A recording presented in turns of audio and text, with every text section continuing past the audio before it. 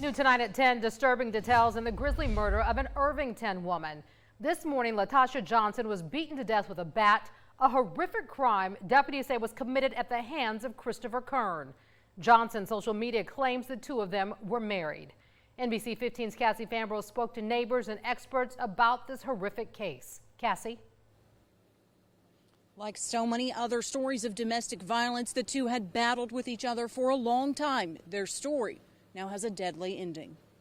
Neighbors on 1 Mile Road had seen it before. Him and her were walking down the road, and he was yelling at her and screaming at her, saying, I kill people and I eat babies. Johnson and Kern are seen together in this photo where she has a black eye. The sheriff's office has responded to that particular residence on numerous occasions. Multiple people told us the situation was dire, but they didn't know what to do other than to keep calling 911. We've called a couple times.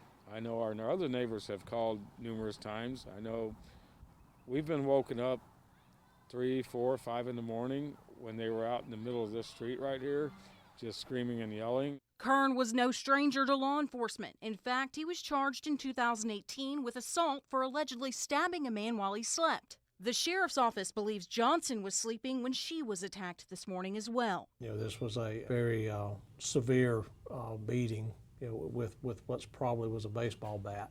Court documents indicate he was deemed unfit to stand trial for the 2018 incident, mandating Kern seek mental health treatment. We told him how crazy he was acting.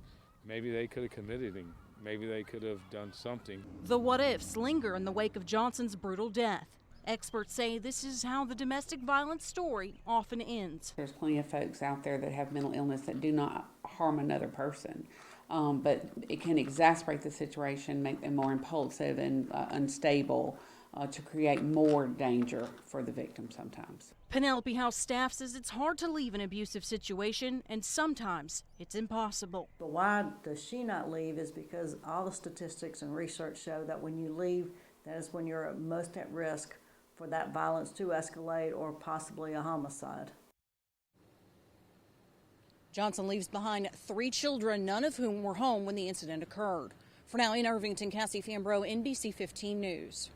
Cassie, thank you. If you or someone you know is in a domestic violence situation, there is help. There are shelters in Mobile and Baldwin County you can go to.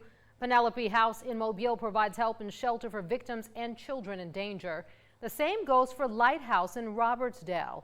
For more resources, visit our website on mynbc15.com.